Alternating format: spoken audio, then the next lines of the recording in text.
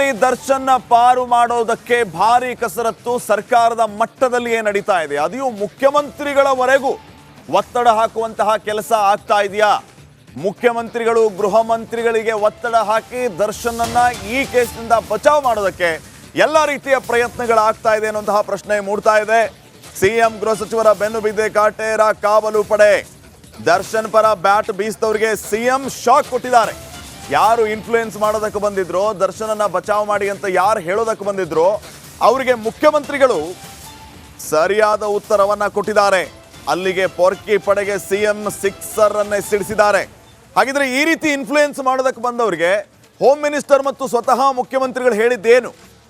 ದರ್ಶನ್ ಕೇಸ್ನಲ್ಲಿ ನೀವು ತಲೆ ಹಾಕಲೇಬೇಡಿ ಅಂತ ಬೆಂಗಳೂರಿನ ಸಚಿವರಿಗೆ ಮುಖ್ಯಮಂತ್ರಿಗಳು ಖಡಕ್ ಎಚ್ಚರಿಕೆಯನ್ನ ಕೊಟ್ಟಿದ್ದಾರೆ. ಕಾನೂನು ಅದರ ಕೆಲಸವನ್ನ ಮಾಡುತ್ತೆ, ಯಾವುದೇ ಕಾರಣಕ್ಕೂ ದರ್ಶನ್ ಕೇಸ್ನಲ್ಲಿ ನೀವು ತಲೆ ಹಾಕೋದಕ್ಕೆ ಹೋಗಲೇಬೇಡಿ ಅಂತ ಎಚ್ಚರಿಕೆಯನ್ನ ಕೊಟ್ಟಿದ್ದಾರೆ. ಗೃಹ ಸಚಿವರನ್ನ ಭೇಟಿಯಾಗಿದ್ದ ಶಾಸಕರಿಗೂ ಕೂಡ ವಾರ್ನ್ ಮಾಡುವ ಕೆಲಸ ಆಗಿದೆ. ನಾನೇನು ಮಾಡೋದಕ್ಕಾಗಲ್ಲ ಅಂತ ಪರಮೇಶ್ವರ್ ಹೇಳಿದ್ದಾರೆ. ಕಾನೂನು ಅದರ ಕೆಲಸ ಮಾಡುತ್ತೆ ಅಂತ ಹಳೆ ಮೈಸೂರು ಭಾಗದ 3 ಶಾಸಕರು ಏನು ಒತ್ತಡ ಹಾಕ್ತಾ ಇದ್ದಾರೆ, ಅವರಿಗೆ ಉತ್ತರ ಕೊಟ್ಟಿದ್ದಾರೆ. ಮತ್ತಷ್ಟು ಅಪ್ಡೇಟ್ಸ್ ಅನ್ನ ಪಡೆಯೋಣ ಪ್ರತಿನಿಧಿ ನಾಗರಾಜಿಂದ. ನಾಗರಾಜ್, ಮುಖ್ಯಮಂತ್ರಿಗಳು ಹೋಮ್ ಮಿನಿಸ್ಟರೇ ಸ್ವತಃ ಈ ರೀತಿ ಹೇಳಿರೋದು ತನಿಖಾಧಿಕಾರಿಗಳಿಗೆ ಒಂದು ರೀತಿ ಬೂಸ್ಟ್ ಸಿಕ್ಕಂಗೆ. ತನಿಖೆಯಿಂದ ಮತ್ತೆ ನಾವೇನು ನಿರೀಕ್ಷೆ ಮಾಡಬಹುದು?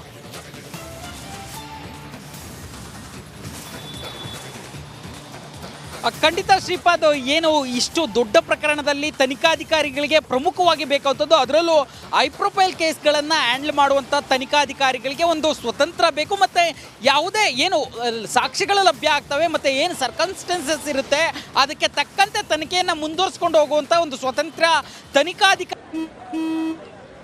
ನಡಿ ಈಗ ಶುರು ಮಾಡೋಣ.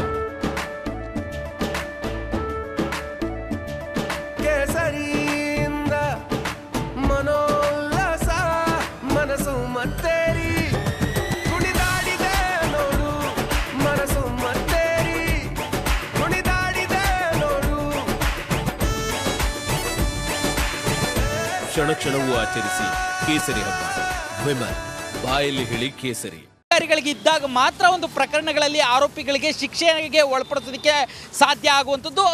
ದರ್ಶನ್ ವಿಚಾರವಾಗಿ ಸಾಕಷ್ಟು ಅವರಿಗೆ ಮಂತ್ರಿಗಳು ಆಪ್ತರಾಗಿದ್ದರು, ಸಾಕಷ್ಟು ಶಾಸಕರು ಆಪ್ತರಾಗಿದ್ದರು. ಈ ನೆಲೆಯಲ್ಲಿ ಸರ್ಕಾರದ ಮೇಲೆ ಒತ್ತಡ ತರೋದು ಸಹಜ ಆಗಿತ್ತು. ಈ ನೆಲೆಯಲ್ಲಿ ಮೊದಲೇ ತನಿಖಾಧಿಕಾರಿಗಳು ವಿಚಾರವನ್ನು ಸಿಎಂ ಗಮನಕ್ಕೂ ಸಹ ತೆಗೆದುಕೊಂಡು ಹೋಗಿದ್ರು. ಈ ರೀತಿ ಒಂದು ಬಂಧನ ಮಾಡ್ತಾ ಇದೀವಿ, ಕೊಲೆ ಕೇಸಲ್ಲಿ ಅವರು ನೇರವಾಗಿ ಭಾಗಿಯಾಗಿದ್ದಾರೆ ಅನ್ನೋ ವಿಚಾರವನ್ನು ಸಿಎಂ ಗಮನಕ್ಕೆ ತೆಗೆದುಕೊಂಡು ಹೋಗಿದ್ರು ನಗರ ಪೊಲೀಸ್ ಆಯುಕ್ತ ಬಿ ದಯಾನಂದ್. ಈ ನೆಲೆಯಲ್ಲಿ ಸಿಎಂ ಏನು ಈ ವಿಚಾರವನ್ನು ತಿಳಿದುಕೊಂಡು ಮೊದಲು ಯಾರು ಅವರ ಬಳಿ ಒಂದು ಇನ್ಫ್ಲೂಯೆನ್ಸ್ ಮಾಡೋಕ್ಕೆ ಬರ್ತಾ ಇದ್ರು, ಅದರಲ್ಲಿ ಹಳೆ ಮೈಸೂರು ಭಾಗದ 3 ಶಾಸಕರು ಇರ್ಬೋದು ಅಥವಾ ಬೆಂಗಳೂರಿನ ಒಬ್ಬ ಶಾಸಕ ಕಮ್ ಸಚಿವರು ಇರ್ಬೋದು, ಇವರೆಲ್ಲ ಹೋದಾಗ ಸಿಎಂ ತುಂಬ ಖಡಕ್ಕಾಗಿ ಹೇಳಿರ್ತಕ್ಕಂಥದ್ದು, ಯಾವುದೇ ಕಾರಣಕ್ಕೂ ಈ ವಿಚಾರದಲ್ಲಿ ಯಾರೂ ಮೂಗು ತೋರಿಸಲಿಕ್ಕೆ ಬರಬೇಡಿ, ಅಧಿಕಾರಿಗಳಿಗೆ ಅವರ ಕೆಲಸವನ್ನು ಮಾಡಲಿಕ್ಕೆ ಬಿಡಿ ಅಂತೇಳಿ.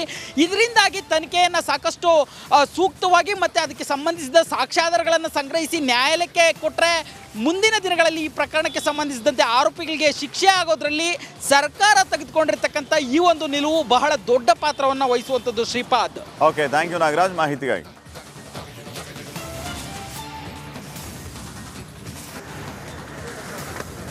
ವಿಚಾರಣೆಗೆ ಹಾಜರಾಗಿದ್ದಂತಹ ನಟ ದರ್ಶನ್ ಪತ್ನಿ ವಿಜಯಲಕ್ಷ್ಮಿ ಈಗ ಸ್ಟೇಷನ್ ಇಂದ ತೆರಳುತ್ತಿರುವಂತಹ ದೃಶ್ಯಗಳನ್ನು ತಾವು ಗಮನಿಸ್ತಾ ಇದ್ದೀರಿ. ಕಿಯಾ ವಾಹನದಲ್ಲಿ ಆಗಮಿಸಿದ್ರು. ಪೊಲೀಸರು ಅವರಿಗೆ ವಿಚಾರಣೆಗೆ ಹಾಜರಾಗಬೇಕು ಅಂತ ಹೇಳಿ ನೋಟಿಸ್ ಅನ್ನ ಕೊಟ್ಟಿದ್ರು. ನೋಟಿಸ್ ಕೊಟ್ಟ ಹಿನ್ನೆಲೆ ವಕೀಲರ ಜೊತೆಗೆ ದರ್ಶನ್ ಪತ್ನಿ ವಿಜಯಲಕ್ಷ್ಮಿ ಆಗಮಿಸಿದ್ರು. ಈಗ ವಿಚಾರಣೆ ಮುಗಿದಿದೆ ಅಂತ ಅನ್ಸುತ್ತೆ. ಈಗ ಅವರು ಪೊಲೀಸ್ ಸ್ಟೇಷನ್ ಇಂದ ನಿರ್ಗಮಿಸ್ತಾ ಇದ್ದಾರೆ.